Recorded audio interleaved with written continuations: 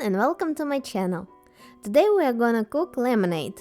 It will take you just 3 minutes to do so.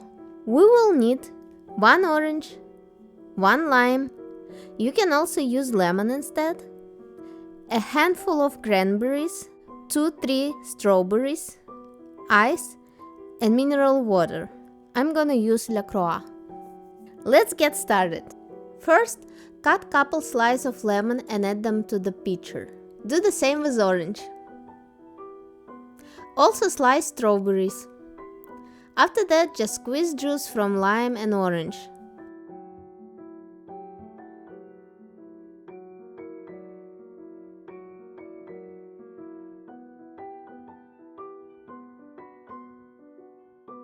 Then just add cranberries, ice and mineral water.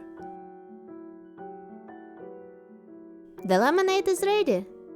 This is a delicious and very refreshing lemonade for the hot summer days. I hope you enjoyed this video. Bye bye and have a wonderful time.